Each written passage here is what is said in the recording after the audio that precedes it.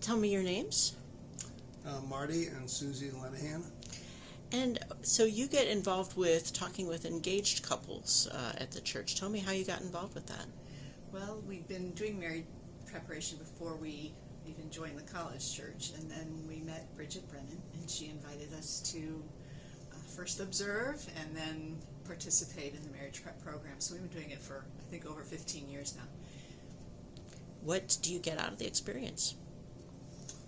Well, it's pretty gratifying to help prepare these young couples.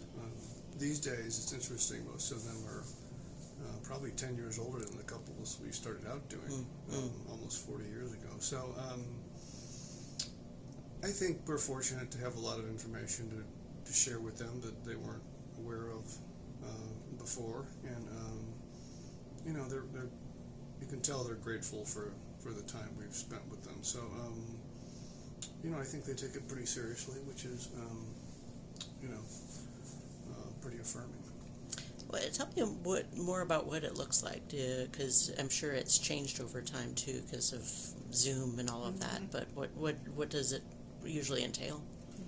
So it takes Saturday night and a Sunday afternoon, and typically we're doing the Saturday night part with Joe Milner, and we focus on some communication skills, and as Marty said, we've studied the John Gottman marriage program, so we incorporate some of those ideas into the preparation.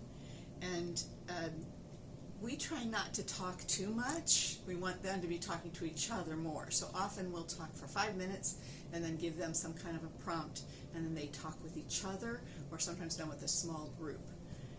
So that's the format. What kind of prompts do you give? What kind of Prompts?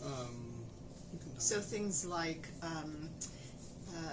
you know, how important it is to establish your own family, and so how will you maintain the boundaries with your families of origin once you're a married couple, something like that. And so they'll talk about, do they think there might be difficult areas related to their extended families. I think the other main theme of what we try to say, which is consistent with the John Gottman research, is a good marriage is like anything else. It's intentional. Yeah. And so you can't really put the relationship on automatic pilot. The vast majority of young couples we're talking to are professionals. It's clear most of them have had some sort of graduate degree, or many of them. So we always say to them, if you work as hard at your marriage as you do your career, then you're probably going to have a pretty good marriage. But you can't just put it on autopilot. Yeah. I mean, love doesn't really carry the day. Yeah. You have to have more than that. Yeah. What is your hope for these couples? Well, again, part of the marriage preparation program is welcoming them into the parish community. So we hope that they'll find a wonderful parish community to celebrate their marriage within and their family. I think another thing that we know is that having children changes a marriage, so we spend a fair amount of time talking about that.